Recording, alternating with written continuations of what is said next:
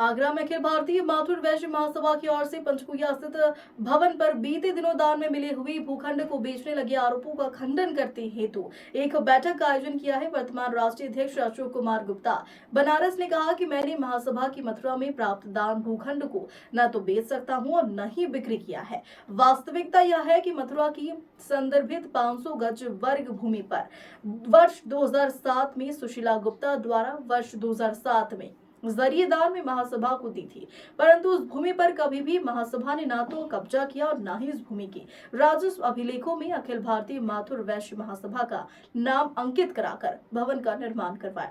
दानदाता के परिवार के सदस्यों द्वारा 1125 सन 2022 पुलकित बनाम अखिल भारतीय माथुर वैश्य महासभा दाखिल कर भूमि के दान पत्र को निरस्त करने की याचना न्यायालय मथुरा में की गई।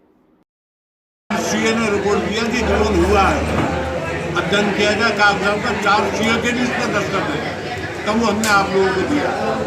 अब जो कमेटी पुरानी एक बार अपना दावा जो कर रही थी कह रही थी विवाद माफी में हुआ, कुछ कमेटी करी थी जो हमारा भवन है और के मेंबर है और जो भी बदल है अब आगे की रणनीति कर रही है कमेटी की तरफ से क्या आपने अच्छा सवाल पूछा। हमने एक बात दाखिल किया डिस्ट्रिक्ट का जो ट्रांसफर होके 10 एडीजे साथ क्या गया, उन्होंने सुनवाई के बाद 10 एडीजे माननीय काशीनाथ जी ने ये आदेश दिया है कि श्री अशोक कुमार गुप्ता ही निर्वाचित अध्यक्ष है, वही काम कर रहे हैं, वही काम करते हैं। आज जब तक आपसे बात कर रहे हैं उस ऑर्डर के खिलाफ हाई कोर्ट में उच्च न्यायालय में कोई रिट दाखिल नहीं हुई। ठीक है, चलो कोई बात नहीं।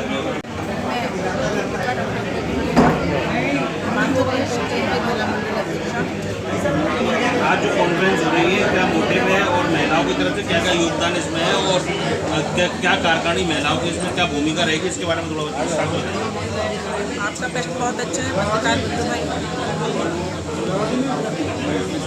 यहाँ पर जो आज कॉन्फ्रेंस जो हो रही है ये मेरे मातृभूमि समाज के जो विवादित जो चल रहा है, जैसे कि पत्रकार बंधु ही कह रहे हैं कि 3 महीने से चल रहा है विवादित, तो ये हमारा दुर्भाग्य है कि मेरा समाज विघटन की राह पे चल रहा है। मैं अपनी तरफ से पूर्ण कोशिश करी है, प्रयास किया है इन 3 महीनों में और बैठ के, क्योंकि हर विवादित उसका जो परिणाम होता है वो समझौता होता है। मैंने प्रयास किया, अथक प्रयास किया, 1 बार नहीं, 2 बार नहीं, 3 बार, तीसरी बार मेरे राष्ट्र अध्यक्ष जी का मैं बहुत शब्द नहीं है मेरे पास, उन्होंने मेरी बात को विचारा विमर्श किया, उन्होंने मुझे लिखित में दिया कि आप अगर चाहती हैं लिखित तो ये लिखित में मैं दे रहा हूँ, सब लोगों को बैठा लीजिए और उसके बाद में जो परिणाम आएगा वो सुखद आएगा। मैंने कोशिश करी, मैंने जो मेरे वह जो और हैं उनको मैंने सारा लिखित में दिया, अपने हस्ताक्षर करे तीसरी बार भी, लेकिन वहाँ से मेरे को कोई प्रतिक्रिया नहीं आया लिखित में। उनका बस एक ही है कि ये जो विधान जो बनाया गया है फरवरी 24 में 2024 में 24 तारीख को जो हमारा जर्नी में हुआ वो विधान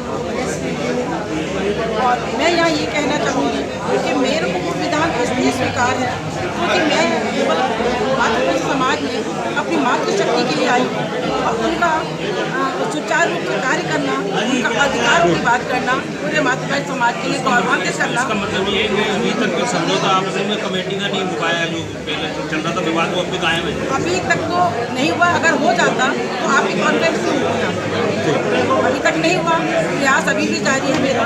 और रही मातृभूमि महिला मंडल की और चुनाव, मैं अपने राष्ट्र अध्यक्ष का हर मंच से ये कहती हूँ कि मैं जो अधिकारों की बात है, मेरी मातृशक्ति के अधिकारों की, तुम कर्तव्य की, सब कुछ बहुत अच्छा परिणाम निकल करके मेरे समझ आया है।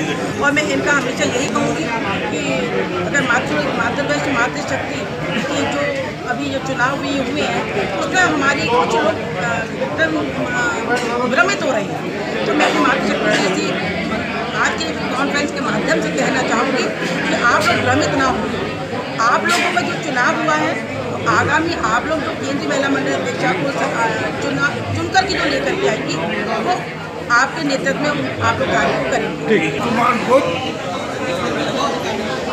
अखिल भारतीय मातृवैश्य महासभा का अनपोस्ट अध्यक्ष, खिलाफ कोई नहीं आया। आज कॉन्फ्रेंस हुई है, बैठक हुई है, कमेटी की तरफ से गठन पहले भी हो चुका है, दोबारा से हो रहा है। तो इस तरीके से आज कॉन्फ्रेंस का आज का फाइनल मोटिव अभी तक कुछ हुआ नहीं है, तो आप क्या कहेंगे? और जो जमीन का जो विवाद का मसला चला रहा था आपका पुराना, जो कि दान में दी गई थी, वो नहीं हो पाई थी, उस विषय में भी आपको क्या कहना है? और कमेटी का जो अभी तक जो समझौता नहीं हुआ है, उस पर आगे की रणनीति क्या रहेगी आपकी तरफ से या दूसरी के पास से क्या हुआ है, इसके बारे में थोड़ा सा आप शॉर्ट के अंदर जानकारी देकर बताइए। मैं आपको खाली इतना बता देता हूँ, अब मामला कोर्ट में चला है। अब तो जो कोर्ट का निर्णय होगा वही मान्य होगा। इन लोगों ने 2-3 बार यहाँ कब्जा करने की भी कोशिश की, यहाँ खूब बवाल भी हुआ। मेरे ऊपर महिला से छेड़खानी करने का भी आरोप लगा।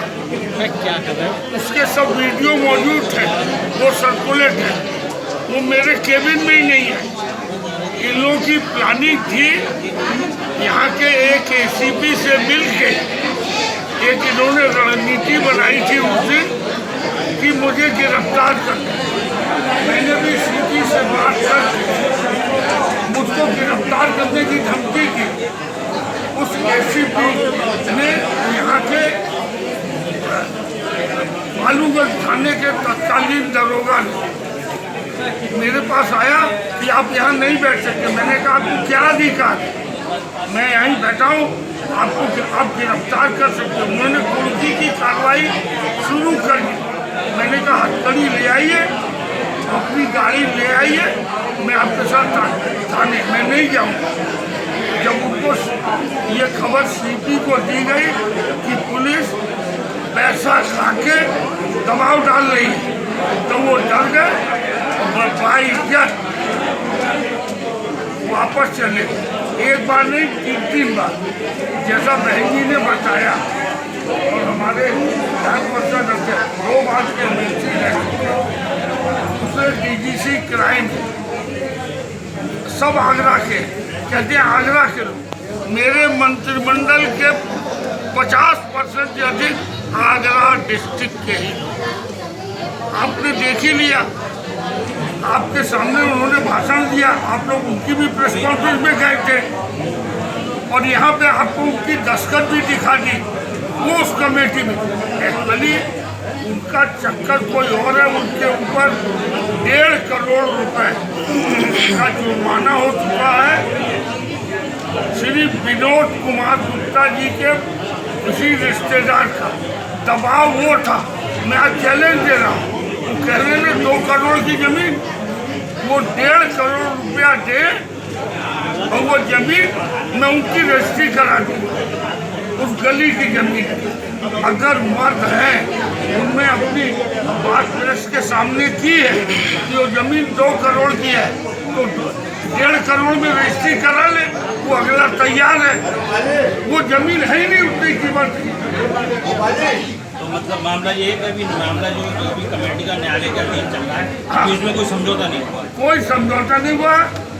ऐसा